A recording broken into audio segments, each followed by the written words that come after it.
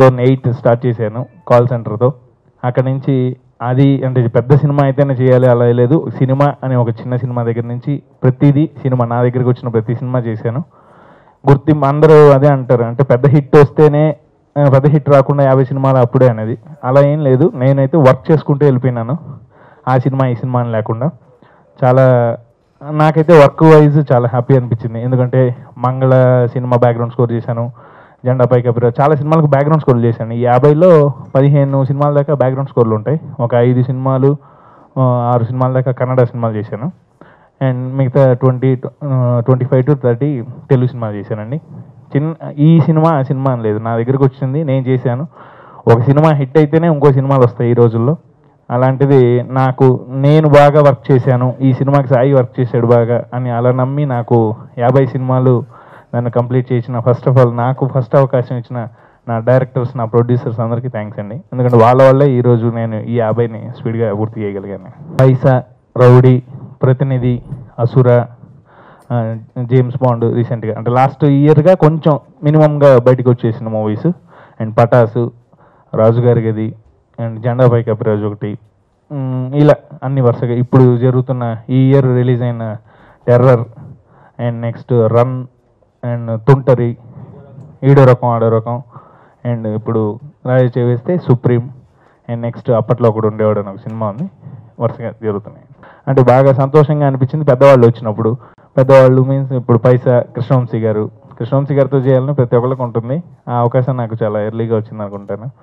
అది అండ్ రామ్ గోపాల్ వర్మ గారితో rowdy cinema, ఇలాంటి అంటే లెజెండరీ డైరెక్టర్స్ వాళ్ళతో వర్క్ చేయడం అనేది చాలా హ్యాపీ అనిపించింది. కృష్ణవంశీ గారి సినిమా అన్నప్పుడు ఫస్ట్ అందరూ భయపెట్టారు నన్ను, నేను కృష్ణవంశీ గారితో అలా కష్టం అవుతుంది చూసుకో అట్లా ఇట్లా అని. కానీ కృష్ణవంశీ గారితో చాలా హ్యాపీగా వర్క్ జరిగింది. ఎందుకంటే పైసా సాంగ్స్ ఈ రోజుకి నేను అంటే ఫస్ట్ పైసా సాంగ్స్ గురించి మాట్లాడతారు అందరూ, చాలా హ్యాపీ. ఇప్పుడు కృష్ణవంశీ గారితో నాకు ఎప్పుడు అంత టైట్గా అమ్మో టెన్షన్ పెట్టేస్తారు అలా ఎప్పుడు జరగలేదు, హ్యాపీగానే వర్క్ చేశాను. మెయిన్ ఫస్ట్ ఆఫ్ ఆల్ నేను వర్క్ ఎక్కువ ఇంట్రెస్ట్గా చేస్తూనే ఉంటాను కాబట్టి మీకు తెలుసు, అందుకనే బాగా జరిగింది. ఆ సినిమాలు బయటికి బ్యాక్గ్రౌండ్ స్కోర్ వెళ్ళిన ఇప్పుడు దాకా లేదు. బయట సినిమాలు బ్యాక్గ్రౌండ్ స్కోర్ అంటే ఇప్పుడు నేను చేసిన సినిమాల్లో బ్యాక్గ్రౌండ్ స్కోర్ బాగుంటాం వల్ల ఇప్పుడు సంథింగ్ పటాస్, అసుర, అండ్ ఇలాంటి మెయిన్ రాజు గారి గది, హర్రర్, ఇలాంటి మూవీస్ వచ్చినప్పుడు ఏంటంటే ఆ మూవీ జానర్స్ మళ్ళీ ఎవరైనా తీసుకుంటే బ్యాక్గ్రౌండ్ స్కోర్ తను చేస్తే బాగుంటుంది అన్నట్టుగా అలా వచ్చారు. పైసా చేసినప్పుడు నాని గారుతో పరిచయం, అలా నాని గారు జెండాపై కపిరాజు మళ్ళీ తెలుగు వెర్షన్కి వచ్చేటప్పటికి మన తెలుగు ట్రెడిషన్ కొంచెం ఈ స్టైల్ ఉండాలి బ్యాక్గ్రౌండ్ స్కోర్ని జెండాపై కపిరాజు నాకు తెచ్చిచ్చారు. నా ప్రతి సినిమాలో మీరు చూసుకుంటే ఒక పెద్ద సింగర్తో పాటు ఒక చిన్న సింగర్ ఎలా కాంబినేషన్ సెట్ చేస్తానంటే ఒక డ్యూయట్ ఉంటే పెద్ద సింగరు మన సింగర్ ఒకళ్ళు అలా అందరినీ, ఎందుకంటే అందరూ ఇక్కడ వాళ్ళు కూడా చాలా మంది టాలెంట్స్ ఉన్నారు, వాళ్ళందరినీ కూడా మనం చేయాలి, ఎంకరేజ్ చేయాలి. ఇప్పుడు నా దగ్గర ట్రాక్స్ పాడే వాళ్ళందరికీ నేను మెయిన్ సాంగ్స్ ఇచ్చాను. ఇప్పుడు నా పెద్ద సినిమాలో ఇప్పుడు రాజు చేస్తే సుప్రీంలో అన్నిట్లో నా దగ్గర ట్రాక్ సింగర్స్ అందరూ మెయిన్ సాంగ్స్ పాడున్నారు.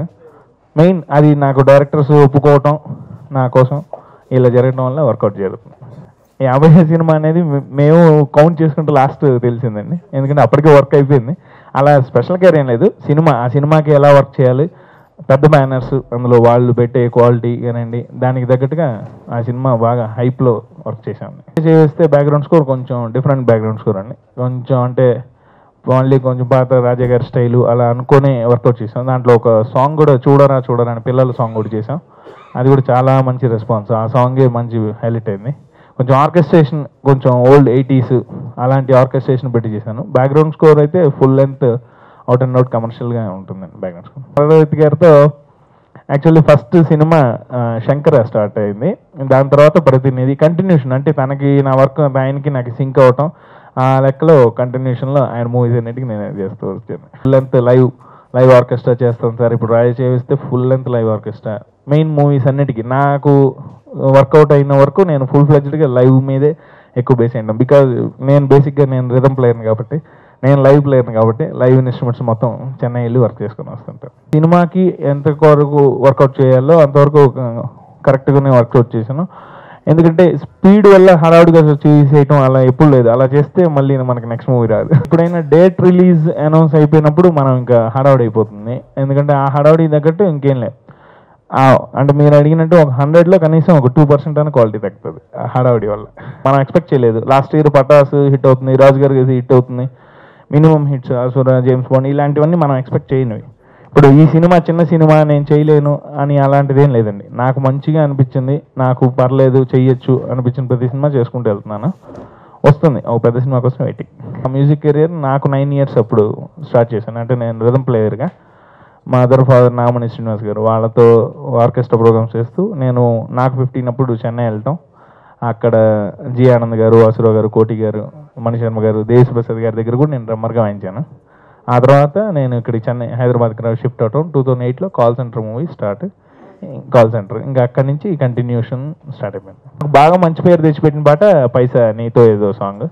అక్కడి నుంచి మళ్ళీ రౌడీ నీ మీద ఒట్టు ఆ సాంగ్. నేను ఇంకా పటాస్ కమర్షియల్ ఆల్బమ్. ఇంకొక ప్లస్ ఏంటంటే నాకు ఇన్ని మూవీస్లో ఆల్ టైప్ ఆఫ్ జానర్స్ చేసే అవకాశం నాకే దక్కింది అనుకుంటాను నేను. ఎందుకంటే ఇప్పుడు కృష్ణవంశీ గారు ఒక మెలోడీ స్టైలు, రామ్ గోపాల్ వర్మ అదొక రా స్టైలు, మళ్ళీ Pataas out and out commercial, Raja Chevesthe ఒక డిఫరెంట్ మ్యూజిక్, మళ్ళీ Supreme out and out commercial, ఇలాంటి all type of variety music, horror Raju గారికి అది ఇన్ని టైప్ ఆఫ్ మ్యూజిక్స్ చేసే అదృష్టం వచ్చింది. అంటే ఇప్పుడు ఈ సాంగ్స్ అన్ని నేను చిన్నప్పుడు నాకు 9 years చెప్పాను కదండి, అప్పటి నుంచి వాయించడం వల్ల ఈ సాంగ్స్ అన్నిటి మీద మెయిన్ ఆడియన్స్ పల్స్ ఎలా రిసీవ్ చేసుకుంటారు, స్టేజ్ షోస్ ఎక్కువ చేయడం వల్ల ఇది కొంచెం నాకు ఐడియా. కానీ రీమిక్స్ సాంగ్ చేసేటప్పుడు ఎప్పుడు భయమే ఉంటుంది. ఎందుకంటే అది చెడగొట్టినాం అని ఫస్ట్ వచ్చిందంటే ఇంక అసలు ఒప్పుకోరు అందులో ఫ్యాన్స్.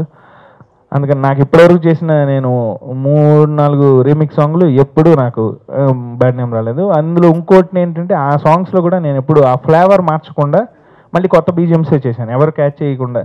అందరూ ఆహో ఇదే ఒరిజినల్ బీజిఎం ఏమో అనుకున్నారు, అలా అందరూ మళ్ళీ బీజిఎంస్ మార్చేశాను. కానీ ఆ టోన్స్ యాస్టీజ్గా పెట్టి చేయటం వల్ల దాంట్లో ఉన్న మెయిన్ థీమ్, ఇప్పుడు అరేవో సాంబాలో ఆ మెయిన్ ట్రంపెట్ డాడా ఆ మ్యూజిక్ ప్లస్ సుప్రీం టాడా అనగానే ఇలాంటి మ్యూజిక్స్ మెయిన్ అంటే ఏవైతే హైలైట్ మ్యూజిక్ ఉంటుందో రీమిక్స్లో అది పెట్టుకొని ఫ్లేవర్ పోకుండా సేమ్ మన చిత్రగారితో పాడించాను. ఎందుకంటే అలా పాడించడం వల్ల యాస్టీజ్ ఆ ఫ్లేవర్ మిస్ అవ్వకుండా లిరిక్ అర్థం అవుతే క్లారిటీగా హిట్ ఆల్వేస్.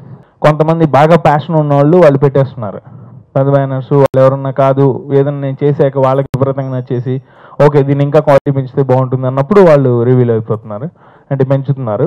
లేదు అనుకుంటే ఇప్పుడు టోటల్గా అందరూ ప్యాకేజెస్లోనే వెళ్ళిపోతున్నారు. అది ఏంటంటే ఒక బడ్జెట్ లిమిట్ ఉంటుంది. ఒకసారి ఫస్ట్ కథ విన్నప్పుడే మనకి ఈ సబ్జెక్ట్ ఎంత అవుతుంది అనేది మనకు ఒక ఎస్టిమేషను. ఆ ఎస్టిమేషన్కి ప్లస్ సింగర్స్ అడిషనల్ యాడింగ్ అయినప్పుడు అది ప్రొడ్యూసర్ గారు చూసుకుంటున్నారు. వైలెన్స్ కావాలంటే మనం అక్కడికి వెళ్ళాల్సిందే మస్ట్గా. ఇప్పుడు పెద్ద సినిమాలన్నీ ఇప్పుడు రాజా చేవేస్తేకి వాడాను 40 వైలెన్స్ వాడాను, 40 members ఇక్కడ లేరు వైలెన్స్, మస్ట్గా మనం అక్కడికి వెళ్ళాల్సిందే. ట్రంపెట్స్ ఇప్పుడు ఇక్కడ ఉన్నారు, అక్కడ షిఫ్ట్ అవుతున్నారు వాళ్ళే ప్లేయర్సే. అందుకని ఏంటంటే ఇంకా ఆ షఫిల్ అయితే ఉంది. ఇంకా ఇక్కడ పర్మనెంట్గా అంటూ మ్యాక్సిమం ఉన్న వరకు మేము అన్నీ ఇక్కడే యూస్ చేస్తున్నాం. ఇప్పుడు సోలో వైలెన్స్ కానీ, ఫ్లూట్ కానీ, కోరస్ కానీ మొత్తం ఇక్కడే ఉన్నారు. మెయిన్ ఒక సెక్షన్ కావాలంటే అది చెన్నై.